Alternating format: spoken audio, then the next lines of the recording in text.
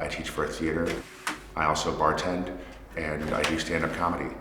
All three of those are casualties of this pandemic, so I am now unemployed, and filling my time is necessary. In this isolation of the coronavirus pandemic, all challenges are unique. I'm over 18 years clean and sober, so recovery for me isn't just not using, it's trying to get to meetings where you can get that support. And a lot of that support has been cut off because a lot of those meetings are not available anymore. For many struggling with addiction, in-person group meetings have long been a lifeline. Now, as CDC warnings against large gatherings have forced many meetings to shut down, those in recovery are worried. The isolation, the unemployment, all these things, it's just more logs on that fire. It's just one more reason to be like, yep, I guess it wasn't meant to be. I work in a couple of fields where I'm around vice a lot, and that is not a dicey situation for me. Idle time, where your mind can run away with you and start excusing things. That's a little bit more dicey. Yo, Yes, sir. How are you? We are doing well. Peter Bergen is keeping in close touch with his cousin, Jack Sandhaus. He's also a recovering addict. There is a tremendous amount of uncertainty, and with that comes tremendous anxiety. And so when people are anxious, they're looking to quell and calm that. People don't like feeling uncomfortable in their skin.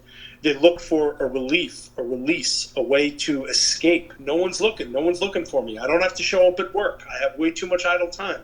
I can't go to meetings. But Sandhaus says there are other ways to stay connected and find strength. If you're an alcoholic who's isolating, you need to pick up the phone. You need to become proactive. We got to be creative. Thank God we still have internet access. Thank God we still have cell phones. We're not out of power. We're not out of hope. All right, man. Yeah, just thinking of who would I want to spend the end of the world with? Rebecca Rush, Dustin David, and Mary Tobin have decided to self-quarantine together so they can keep meeting and help each other stay sober. It's almost impossible to get sober by yourself. You need other people that have been through what you've been through, or else you're just screwed. They've also been reaching out to others in recovery, online and through social media. Being able to connect via Zoom, where they usually have online conferences, and to shift that into a recovery format has helped a lot. To be able to see people in different places and feel more connected. If you want to be sober bad enough and you seek that connection, you'll find it. It's there. And to be able to have the immediacy of social media, and fortunate to live in a time where we can do that. There are a lot more resources now than there were 5 years ago, 10 years ago, 50 years ago. So it's actually the best time to be doing it, even if you can't get out there and meet up with other people in person. We're in a season of Lent, which is a time to be reflective, a time to kind of pare things down, to make things simple as we anticipate and as we wait, but rarely do we have an opportunity to do it quite like this. At the Lutheran Church of the Reformation in Washington, D.C., worship services, choir practice, and preschool have all been canceled, but the church has decided to keep its doors open to their recovery groups downstairs.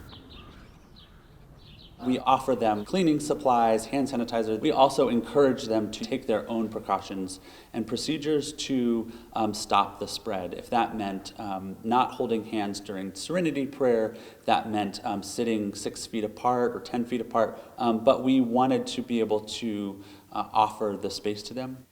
It is very heartbreaking that we aren't able to meet physically as a community, but it would be, I feel, hope-breaking to mandate that a recovery group couldn't meet as a group together, should they choose that for themselves. It does mean something to gather and to have hope and to have this devotion of loving neighbor and being a part of something bigger than yourself. It's hard.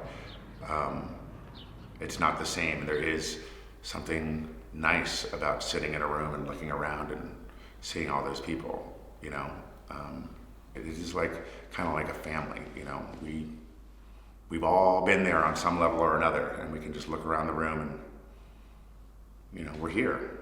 We're getting better. It's a process that has always been hard, Bergen says. The isolation of this new pandemic is another challenge. One day at a time. Especially now, like, it's changing every day. Long term, that's harder to conceive. Let's get through the day, and then, tomorrow we'll try again.